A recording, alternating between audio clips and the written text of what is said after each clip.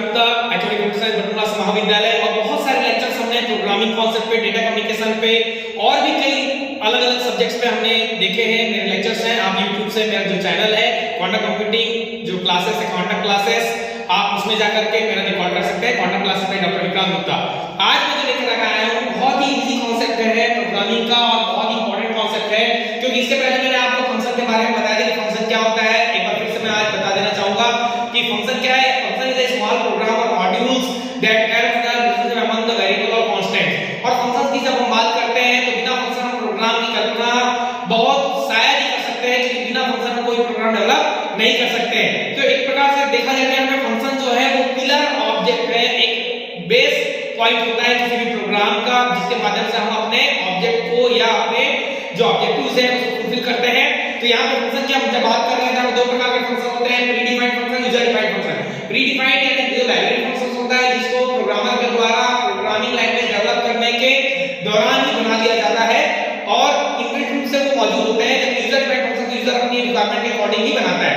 लेकिन आज जो हम यहाँ कॉन्सेप्ट लेकर आए हैं वो है फंक्शन ओवरलोडिंग।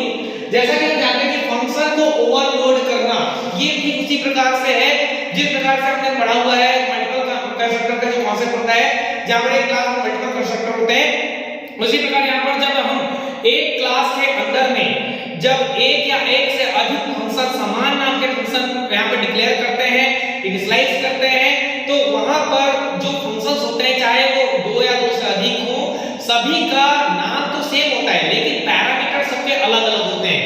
तो वही कॉन्सेप्ट का आज हम देख रहे हैं यहाँ पर, उसको बोलते हैं फंक्शन ओवरलोडिंग या इसी को दूसरे शब्दों में हम बोल सकते हैं मेथड ओवरलोडिंग। तो एग्जाम अगर कोई क्वेश्चन आता है कि फंक्शन ओवरलोडिंग से क्या तात्पर्य है या what do mean by method overloading, तो ये आपको जो आज मैं बताने जा रहा हूं सिंटैक्स वाले बहुत ही सिंपल प्रोग्राम के माध्यम से आज मैं आपको फंक्शन ओवरलोडिंग का कॉन्सेप्ट बताने जा रहा हूं। तो फंक्शन ओवरलोडिंग जैसे मैंने आपको बताया कि एक क्लास में जब दो या दो से अधिक फंक्शन समान नाम के आप डिक्लेयर करते हैं, घोषित करते हैं और उसके सभी के पैरामीटर्स अलग-अलग होते हैं, अलग-अलग उद्देश्य को लेकर के हर फंक्शन कार्य कर रहा होता है, वो आपका फंक्शन ओवरलोडिंग या मेथड ओवरलोडिंग कहलाता है। आप सिंटैक्स में देख सकते हैं, यहां पर हमने एक सिंपल एक क्लास कॉन्सेप्ट लिया हुआ है, इसके अंदर हमने एक्सेस स्पेसिफायर पब्लिक लिखा हुआ है। यहां पर मैंने एक फंक्शन लिया है void in करके, जो कि उसकी बॉडी होगी। आप देख सकते हैं ये नॉन पैरामीटराइज्ड फंक्शन है, यहां पर कोई पैरामीटर मैंने नहीं डाला है। लेकिन जब सेकंड फंक्शन में ले रहा हूं तो उसका भी नाम मैंने इन ही लिया हुआ है, void in लिया हुआ है, लेकिन यहां पर दो पैरामीटर डले हुए हैं। तो ये है हमारा सिंटैक्स है। आप अलग और एक फंक्शन ले सकते हैं, उसका नाम भी आपको void in ही देना पड़ेगा। यानी यहां पर आपका कंपल्सन है कि फंक्शन का नाम सेम रहेगा, भले पैरामीटर आप अलग-अलग रख सकते हैं। तो एक सिंपल और छोटे प्रोग्राम के माध्यम से आप देख सकते हैं। सबसे पहले सिंपल तरह का एक प्रोग्राम हम डेवलप कर रहे हैं यहां पर कि सबसे पहले हमने क्या लिया हुआ है, हेडर फाइल लिया हुआ है, हैश मैंने बताया प्रिपरेशन लास्ट ऑफ क्लासेस देख सकते हैं कि हैश का क्या मतलब, इंक्लूड का क्या मतलब, हेडर फाइल का क्या मतलब है। फिर भी एक बार मैं बता दे रहा हूं, hash include iostream.h input output stream.h। तो स्ट्रीम जो होता है एक्चुअल में क्या होता है, कंटेंट होता है, एक स्ट्रीम लाइन होती है जिसके माध्यम से हम इनपुट आउटपुट फंक्शंस को एग्जीक्यूट करा सकते हैं। इसकी प्रॉपर्टीज होती है इनपुट आउटपुट फंक्शंस की, वो हमारे iostream.h हेडर फाइल जो है हमारा यानी स्ट्रीम क्लास है उसके अंदर मौजूद है। वैसे conio.h जो होता है कंसोल इनपुट आउटपुट जो बैकग्राउंड में जो भी एक्टिविटीज हो रही है, जैसे क्लियर स्क्रीन की एक्टिविटी हो रही है, गेट ch की एक्टिविटीज हो रही है। क्लियर स्क्रीन यानी बैकग्राउंड स्क्रीन क्लियर करने वाला फंक्शन clr गेट ch जो होल्ड करके रखता है, उसकी प्रॉपर्टीज कहां होती है, हमारे conio.h के अंदर होती है। अब मैं सिंपली एक क्लास ले रहा हूं, क्योंकि जब भी हम एक क्लास डिक्लेयर करते हैं तो आपको मैंने बताया पिछले लेक्चर्स में कि क्लास कीवर्ड का इस्तेमाल करते हैं, उसके बगल में हम क्लास का नाम लिखते हैं। सिंपली मैंने यहां पर a लिया हुआ है, इसकी बॉडी क्रिएट करते हैं। बॉडी क्रिएट करके हमने सबसे पहले क्या करते हैं, एक एक्सेस स्पेसिफायर या मॉडिफायर हम यहां पर डिक्लेयर करते हैं जो है हमारा पब्लिक होने से इसको कोई भी एक्सेस कर सकता है इस एरर में और किसी प्रकार का कोई एग्जीक्यूशन प्रॉब्लम भी नहीं आता है। अब यहां पर मैं एक फंक्शन ले रहा हूं void in, जैसे एज पर सिंटैक्स के अकॉर्डिंग मैंने यहां पर फंक्शन लिया है void in की जगह आप कोई भी नाम ले सकते हैं, कोई दिक्कत नहीं है। मेथड में कोई कंपल्सन नहीं कि आप मेथड का नाम क्लास नेम पर आधारित होता नहीं है। आप सबसे पहले एक रिटर्न टाइप दे रहे हैं void जो एम्प्टी डेटा टाइप होता है, उसके बगल में मैं यहां पर क्या कर रहा हूं, एक फंक्शन ले रहा हूं, इन लिया हूं। आप सीधे कोई भी नाम ले सकते हो। नॉन पैरामीटराइज्ड फंक्शन है, यहां पर देख रहे हैं आप कोई पैरामीटर नहीं डाला मैंने, उसकी बॉडी मैंने लिख दिया सिंपली cout यानी एक आउटपुट स्टेटमेंट लगाया जिसका मतलब है हेलो को डिस्प्ले करना। ठीक है, यहां पर मैंने जो यहां यूजर डिफाइंड जो स्टेटमेंट मैंने लिया हुआ है वो हेलो है और cout के अंदर मैंने लिखा है हेलो, फिर मैंने लगाया है एंड एल। ये जो एंड एल होता है ये क्या है हमारा, ये एक मॉडिफायर ऑपरेटर है। एंड एल जो होता है यानी न्यू लाइन अगर हम चाहते हैं कि इस स्टेटमेंट के बाद जो भी दूसरा स्टेटमेंट प्रिंट हो वो फंक्शन लिया सेम नाम का, देख रहे हैं आप void in सेम है, लेकिन यहाँ पर मैंने दो पैरामीटर लिए, लोकल ऑब्जेक्ट के रूप में लिया है int x और int y, यानी दोनों का जो डेटा टाइप है वो क्या है, इंटीजर है, यानी x और y दोनों क्या ले सकते हैं, इंटीजर वैल्यू को ही एक्सेप्ट कर सकते हैं। अब उसके बाद में यहाँ पे क्या करूँ, उसकी बॉडी बना रहा हूँ, यहाँ मैंने एक और वेरिएबल लिया है int z, इंटीजर, उसकी भी प्रॉपर्टी क्या इंटीजर टाइप की है z की, और z equal to x plus y मैंने यहाँ लिखा है, ये एक असाइनमेंट ऑपरेटर है, जो भी एक्टिविटीज हो रही है यहाँ पर ऐड करने की जो एक्टिविटी हो रही है, सम करने की जो एक्टिविटी हो रही है, यानी x प्लस y, x और y की जो भी वैल्यू होगी वो दोनों जुड़ेगी और z के अंदर क्या हो जाएगी, स्टोर हो जाएगी।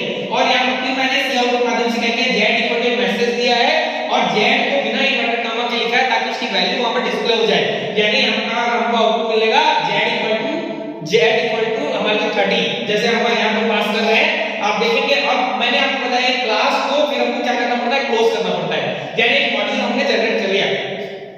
विदाउट मेन फंक्शन के कोई भी प्रोग्राम रन नहीं होता है C++ में, मैंने आपको पहले ही बताया है। तो हम यहाँ पे क्या करें, मॉड्यूल जनरेट करने के बाद हम void मेन ले रहे हैं, void हमको पता है एम्प्टी डेटा टाइप है, मेन फंक्शन जो मतलब कॉल फंक्शन है।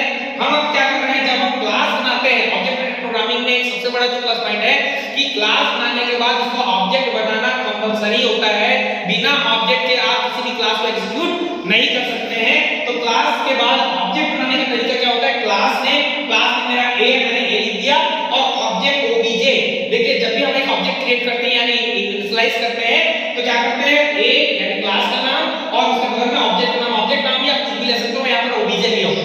अब उस ऑब्जेक्ट के माध्यम से हम क्या करते हैं, उस क्लास की प्रॉपर्टी को एक्सेस कर सकते हैं।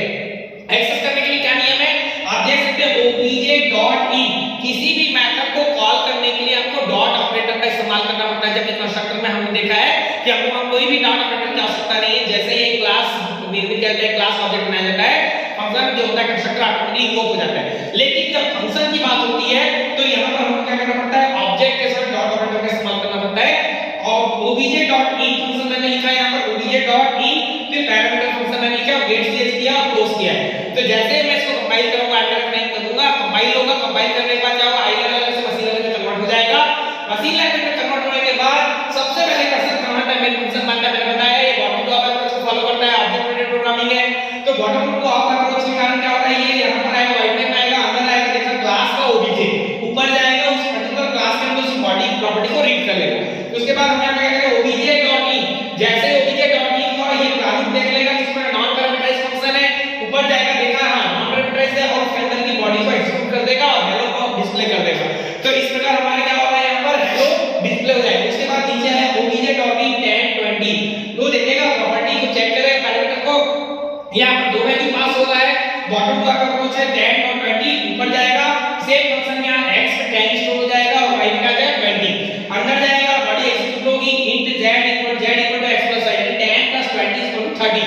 तो यहां पे सेकंड ऑपरेटर होने के कारण z क्या हो जाएगा 30, तो आपको आउटपुट क्या मिल जाएगा, c आउट में z इक्वल टू 30 हमको यहां पर आउटपुट मिल जाएगा। इस प्रकार हमारा आउटपुट क्या है, हेलो, फिर एंटर की वजह से नीचे आएगा और z इक्वल टू 30 आ जाएगा। तो आप देख रहे हैं कि एक क्लास के अंदर जब समान आपके फंक्शन बन रहे हैं, दो या कोई सटीक बना सकता है और फंक्शन ले सकते हैं, और लेकिन उनका पैरामीटर सबका क्या होना चाहिए, अलग अलग होना चाहिए, ताकि जब आप नीचे से प्रॉपर्टी का या वैल्यू पास कर रहे हो तो अपने अपने फंक्शन के पैरामीटर के अकॉर्डिंग वहां पर जाके स्टोर हो जाए। तो ये हमारा क्या कहलाता है, फंक्शन ओवरलोडिंग या मेथड ओवरलोडिंग कहलाता है। तो आई होप आपको बहुत इजी वे पे मैंने बताने की कोशिश की, आपको समझ में आया होगा। थैंक यू सो मच, मिलते हैं नेक्स्ट लेक्चर।